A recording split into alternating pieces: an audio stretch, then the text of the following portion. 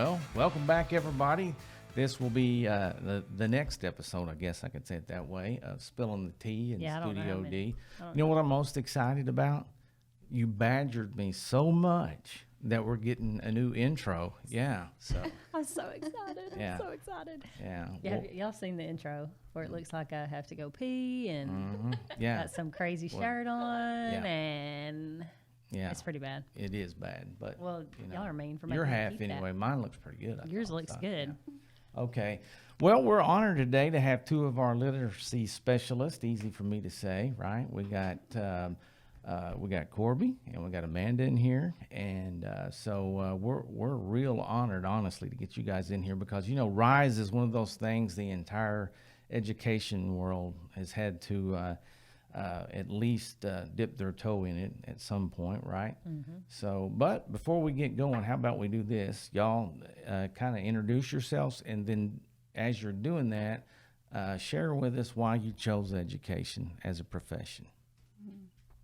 You want to go first? You go right ahead. I'm Corby. I'm a literacy specialist, dyslexia specialist here at Dawson. I've just started my 5th year here. Mm-hmm. Starting in education, I remember I was a junior in high school, and I had a study hall, and I got to go and spend time in a 1st grade classroom, and that's where it all started. I just fell in love with it. Amy Snyder, she can probably... She knew that was it. Huh? Yes, right. I knew right then and there. Well, that's awesome. Yep. What about you? Okay, Amanda Bean, literacy specialist here at Dawson as well. For my journey and to why I chose education really kind of boils down to that teacher. Mm-hmm. Miss Jody Wright, she was my 5th grade teacher, and she just really was passionate, and I could see it. She was caring, and for me as a child, that is at that point what I needed. And so she really helped me love education and really helped me grow that passion for education. Right. Awesome. So my inspiration. Yeah, she was a good one. A very sweet lady as well. So, husband was the principal there for a while. It's where I got my start. So, so I'm real thankful for those guys too. That's been a real long while. Yeah, it's been a hot minute. So anyway, we won't even talk about the fact that she was in high school when I was. Yeah. Yes. So. That doesn't make me feel old at all. Well, it makes me feel old. So as we're we mentioned RISE, and most people, I'd say 99.9% of folks in education have at least heard the word RISE, but they don't know. Some of them, honestly, they say I hear it, but what is it? So give us kind of the way up high view, and then maybe dial it in a little bit to what we do here.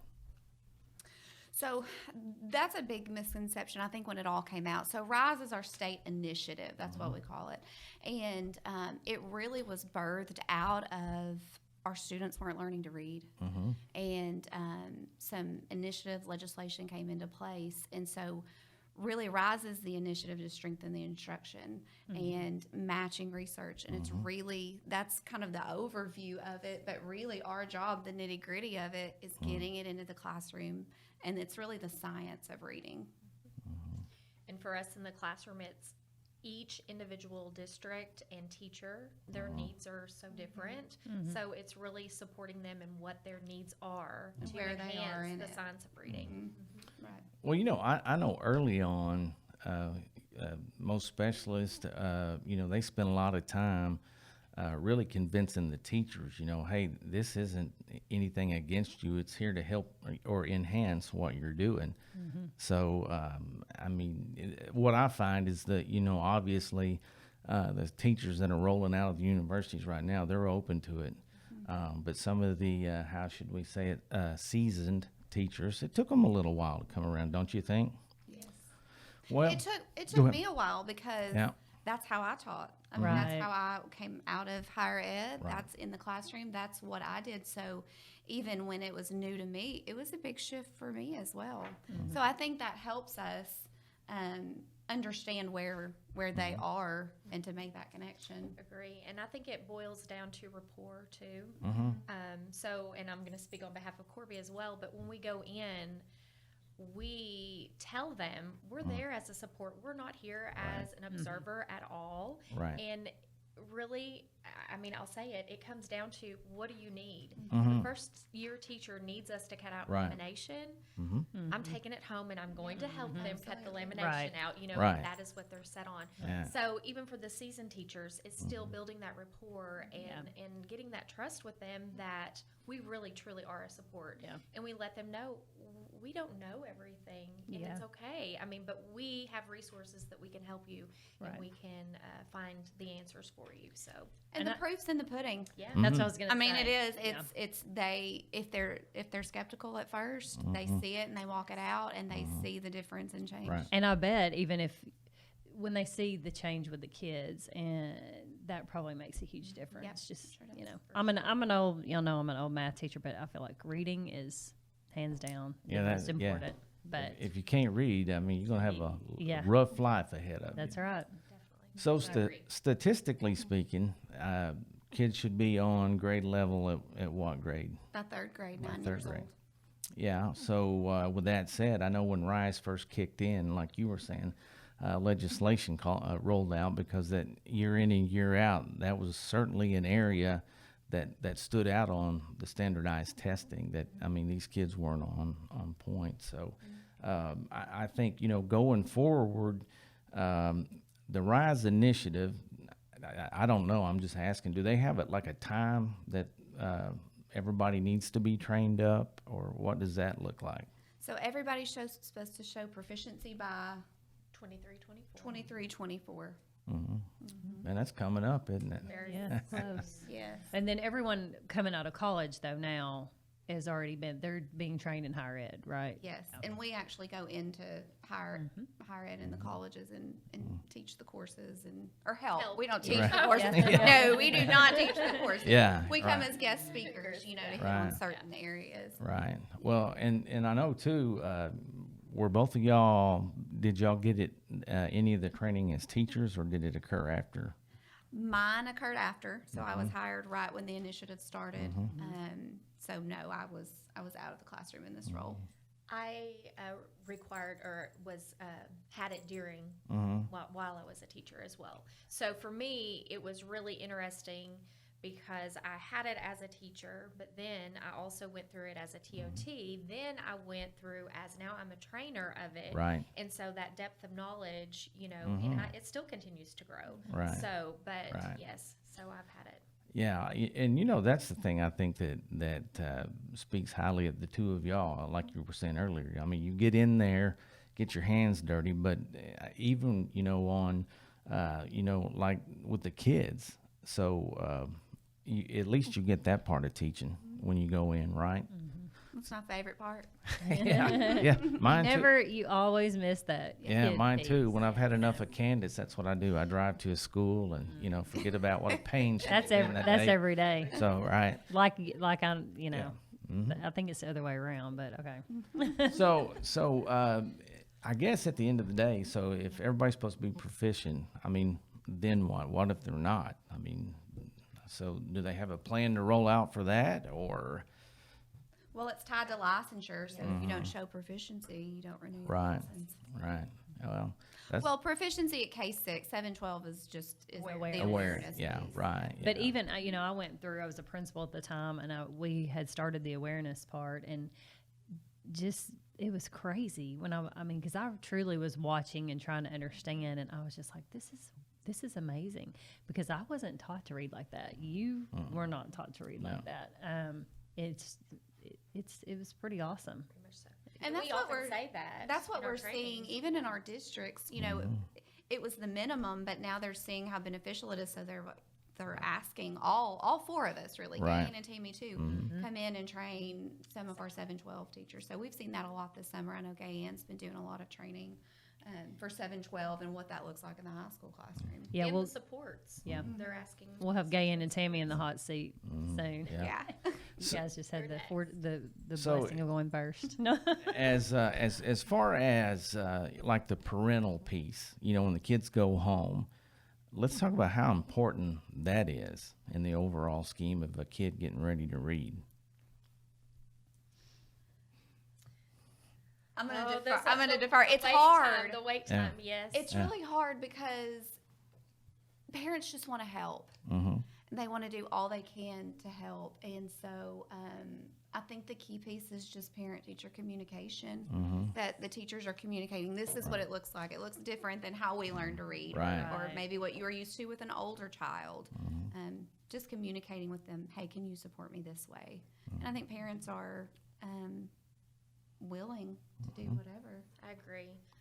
I guess the first thing that comes to my mind is, even parent nights on. This is the science of reading. This is what we're doing. Right. There's research to back it, because I agree with what Corby said. It's parents are willing. It's just maybe not necessarily the way they learned it or were taught. And so just kind of apprehensive. It worked for me, right? Right. So the way I learned how to read, so why are we changing it? Yeah. Type thing. Right. So, just getting and communicating, like Corby said, I think is the key. Yeah, a lot of times I find the parents, in those type situations, they get a little intimidated. Very And, much. and the thing there is, even through adult life, everybody should be learning, right, day to day. And but what are some, let's just say, a few basic things maybe that parents could do to make sure that the kids are doing what they need to do. Read to your kids. Yes. Mm-hmm. Read to your kids. They're not going to naturally by osmosis pick it up. Right. There has to be instruction, but reading, just read to your kids. Mm-hmm. And I think of even just the oral language part Right. with technology that we have now. And I'm guilty as a parent. Right. My kids are on devices. But that oral language piece, we've got to talk to our kids. Mm-hmm. We've got to communicate. Right.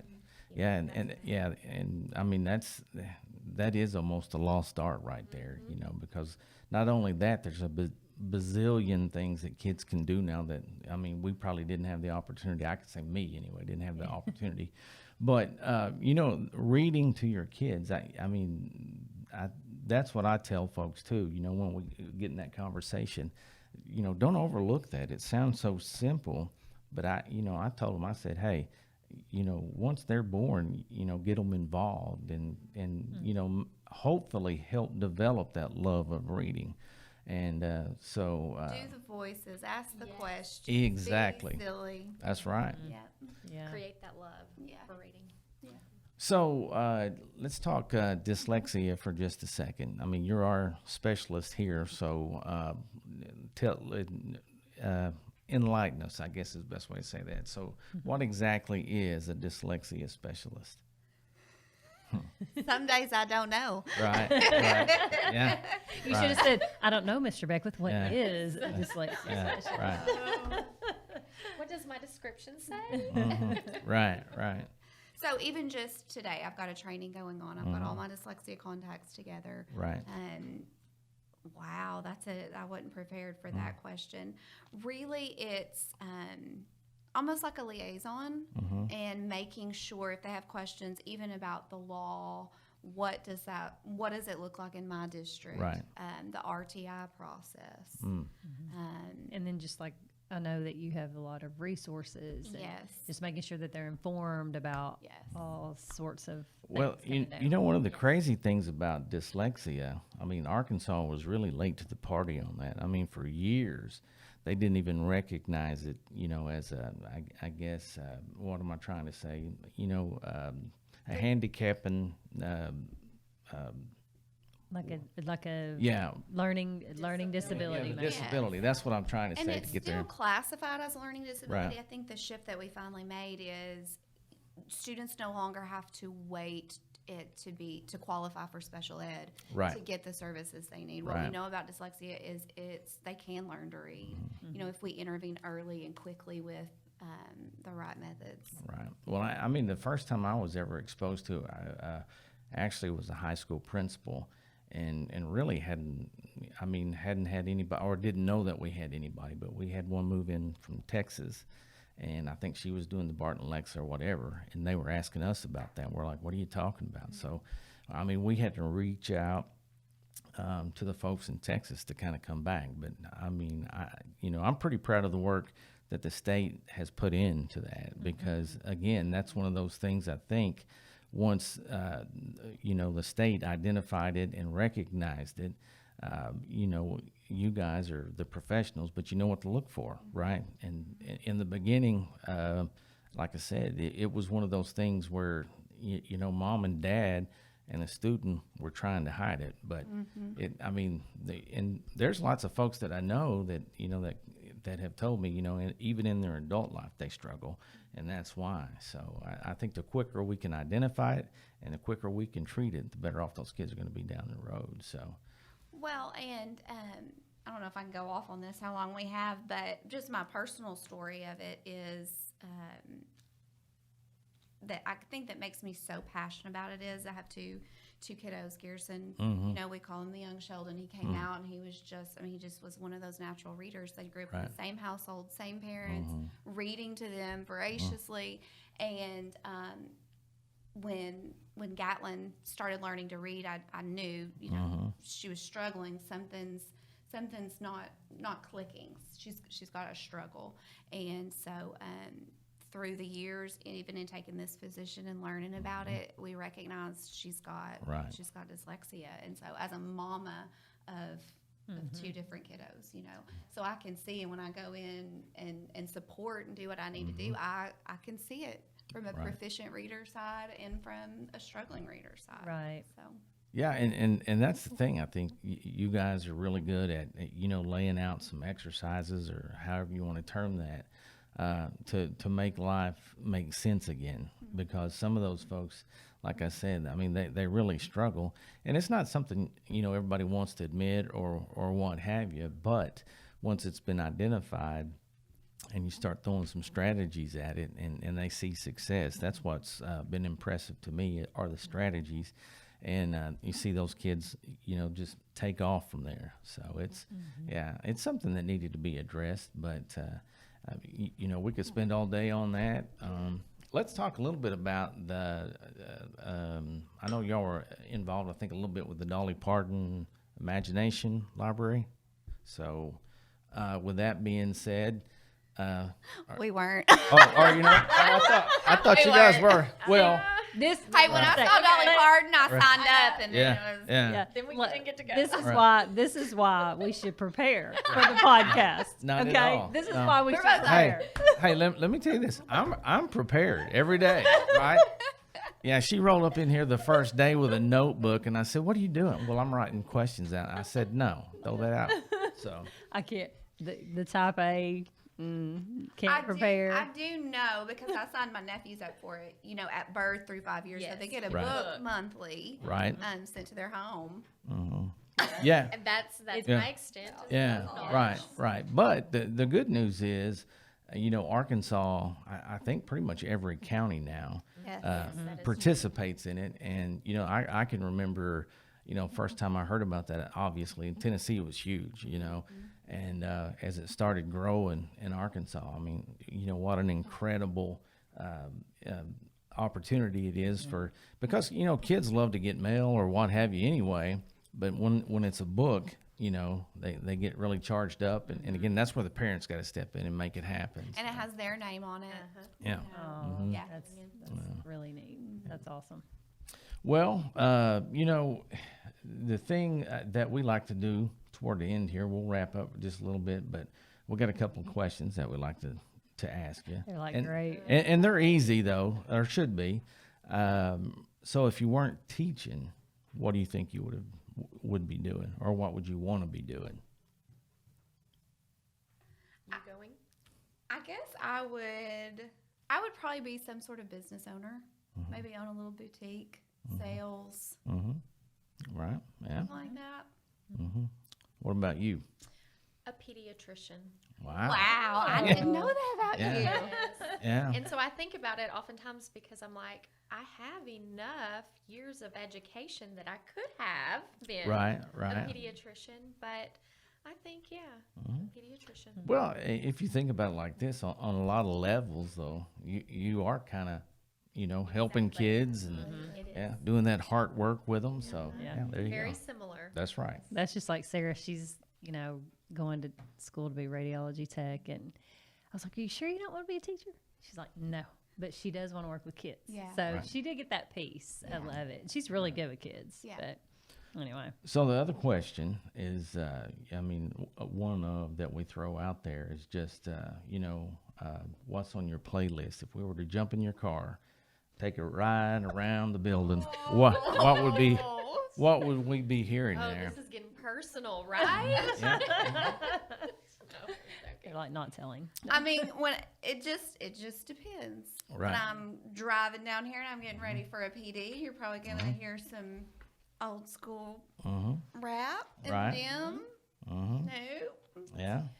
Well, for me, I guess I have to say I really don't have my own personal playlist, but I have a Bailey's playlist and I have an Adeline's playlist. Oh, I got you. Yeah. Yeah. So Bailey's playlist, we're listening to country. Adeline is more of the hip hop and rap.